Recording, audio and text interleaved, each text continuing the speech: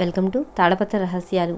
ఈరోజు మనం కార్తీక పురాణం 13వ అధ్యాయం గురించి తెలుసుకుందాం.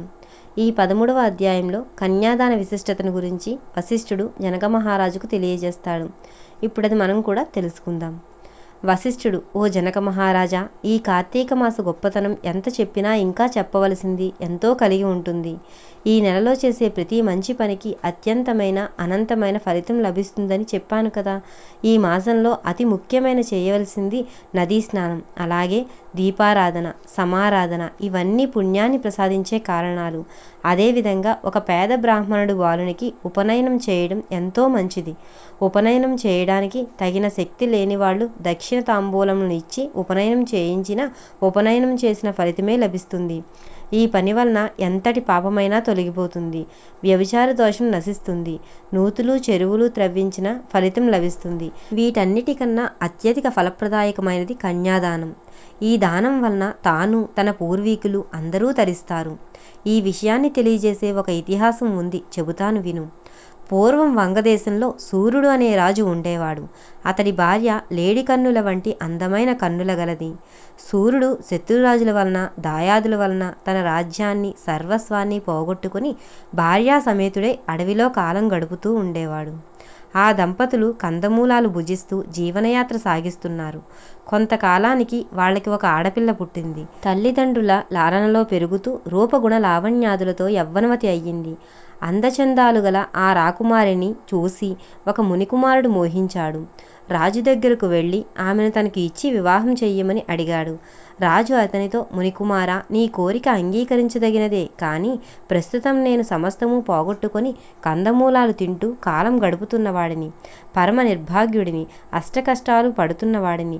నువ్వు నాకు కొంత ధనం ఇస్తే నేను నా కుమార్తెను నీకిచ్చి వివాహం చేస్తాను అన్నాడు. అప్పుడు ఆ మునికుమారుడు కుబేర్ని గురించి తపస్సు చేసి కుబేర్ని అనుగ్రహాన్ని సంపాదించి సమస్త సిరి సంపదలను పొంది ఆ సిరి సంపదలను మహారాజుకి ఇచ్చి రాజకుమార్తెను వివాహం చేసుకున్నాడు. పెళ్లి కుమార్తెను తీసుకొని మునికుమారుడు వెళ్ళిపోయాడు. మహారాజు మునికుమారుడు ఇచ్చిన సంపదలతో ఆశ్రమాన్ని నిర్మించుకొని జీవించుటకు అవసరమైన వస్తువులను సేకరించుకుంటూ భార్యా సమేతుడై సుఖంగా బ్రతుకు గడుపుతున్నాడు.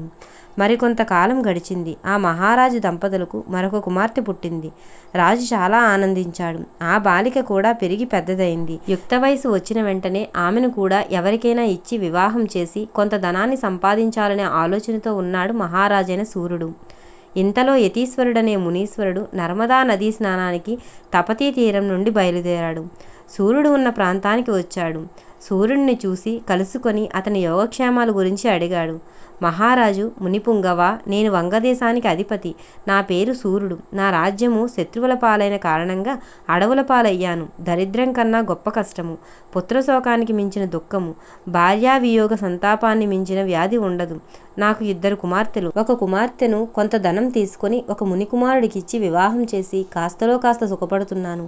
చిన్న కుమార్తెను కూడా ఎవరైనా ధనం ఇచ్చిన వానికి ఇచ్చి వివాహం చేయాలని అనుకుంటున్నాను అని చెప్పాడు. అప్పుడు యతీశ్వరుడు, మహారాజా, అదేమి పని? కన్యను అమ్మడం మహాపాతకము. ఆ ధనంతో చేసే దైవకార్యాలు, పితృకార్యాలు నిరుపయోగములు. నీకు నరకమే సంప్రాప్తిస్తుంది. పుత్ర సంతానం కలుగదు. దేనికైనా ప్రాయశ్చిత్తం అంటూ ఉంది, కానీ కన్యా విక్రయం చేసిన వాడికి ప్రాయశ్చిత్తమే లేదు. నా మాట విను. ఈ కార్తీక మాసంలో కన్యాదానం చెయ్యి. గంగా స్నాన ఫలితాన్ని, అశ్వమేధయాగ ఫలాన్ని పొంది తరిస్తావు. పెద్ద కుమార్తెకు కన్యాశుల్కం తీసుకున్న దోషమూ నశిస్తుంది అంటూ హితోపదేశం చేశాడు. మహానుభావ, అవేమి మాటలు! పాప ఫలితముగా నరకయాతనలు ఎప్పుడు కలుగుతాయో కలగవో గాని దారిద్ర్యంతో పడే జీవనయాతనలు దాటి బయటపడటమే ముఖ్యం. తిండి తిప్పలు లేక జీవన సౌఖ్యములకు దూరమైపోయి చిక్కి శైల్యమై బ్రతకడం, ముక్కు మూసుకొని తపస్సు చేసి మోక్షం కోసం అర్రులు చాచడం ఎంత అవివేకమో తెలుసా? మీరు ఏమైనా అనండి, ఎన్నైనా చెప్పండి, నేను నా కుమార్తెను ధనం ఇచ్చిన వరుడికే ఇచ్చి వివాహం చేస్తాను అన్నాడు రాజు. మహారాజు ఆలోచన చూసి యతీశ్వరుడు ఆశ్చర్యపోయి తన దారిని తాను వెళ్ళిపోయాడు. కొంతకాలానికి రాజు శరీరాన్ని వదిలిపెట్టాడు. అతడు నరకానికి వెళ్ళాడు. అక్కడ అనేక విధాలైన చిత్రహింసలను అనుభవిస్తున్నాడు. సూర్యుని పూర్వీకుడైన ధర్మనిరుతుడైన శృతకీర్తిని సూర్యుడు చేసిన పాప ఫలితంగా స్వర్గం నుండి నరకానికి తీసుకుపోయారు. శృతకీర్తి, నేను ఏ విధమైన అధర్మాలను చెయ్యలేదు.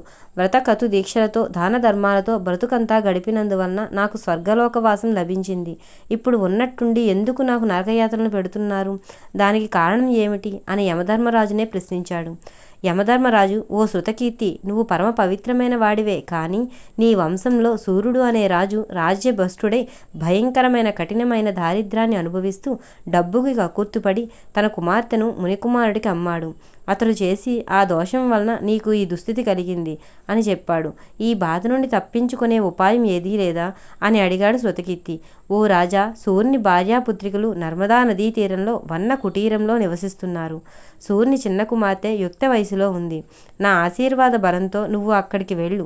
కార్తీక మాసంలో అలంకారపూర్వకంగా కన్యాదానం చేయించు. ఆ పుణ్యం వలన నీ దోషం తొలగిపోతుంది, మీకు నరకం నుండి విముక్తి కలుగుతుంది అని హితవు చెప్పాడు యమధర్మరాజు. శృతకీర్తి వెంటనే యమధర్మరాజు యొక్క ఆశీర్వాద బలంతో నర్మదా నదీ తీరానికి చేరుకొని సూర్యుని ఆశ్రమంలోకి ప్రవేశించాడు. సూర్యుని భార్యకు తమ దుస్థితిని, కన్యాదాన వైభవాన్ని గురించి, కార్తీక మాసంలో కన్యాదానం చేయడం వలన కలిగే ఫలితాన్ని గురించి ప్రబోధ చేశాడు. అప్పుడు అందరూ కలిసి సూర్యుని రెండవ కుమార్తెను విజ్ఞాని, మంచి అందము, ఆకారము కలిగిన యువకునికి ఇచ్చి కార్తీక మాసంలో వివాహం చేశారు. అందరూ తరించిపోయారు. మొదటి కుమార్తె వివాహానికి తీసుకున్న కన్యాశుల్క దోషం కూడా తొలగిపోయింది. కనుక జనక మహారాజా, కార్తీక మాసంలో కన్యాదానం చేయడం వలన వచ్చే ఫలితం ఎంతో గొప్పది. బిడ్డలు లేనందువలన కన్యాదానం చేయలేని వారైనా సరే ఏ నిరుపేదకో సహాయపడి కన్యాదానం చేయించినా వరుని కాళ్ళు కడిగి కన్యాదానం చేసినా ఈ ఫలితం దక్కుతుంది. అది కుదరని వారు విధుల ప్రకారంగా ఆబోతుకు వివాహం చేసినా ఫలితం లభిస్తుందని వశిష్ఠుడు వివరించాడు. ఆడపిల్ల పరాశక్తి అంశ. ఆమెను అమ్ముకునేవాడికి ఏ గతి పడుతుందో సూర్యుడి కథ సూచిస్తోంది. కన్యను ఉత్తమమైన దానం చేయాలే తప్ప అంగడిలో సరుకులా అమ్మకూడదు. నరకం ఉందా, పోయినాక చూస్తామా అంటూ పిచ్చి ప్రశ్నలు వేసేవాళ్ళకి, పిచ్చి పనులు చేసేవాళ్ళకి ఈ కథ ఒక గొప్ప గుణపాఠం నేర్పుతుంది. 13వ రోజు పారాయణం సమాప్తం. ఈ వీడియో కనుక మీకు నచ్చినట్లయితే ప్లీజ్ లైక్ చేయండి, షేర్ చేయండి, తప్పకుండా సబ్స్క్రైబ్ చేయండి. Thank you. నమస్కారం.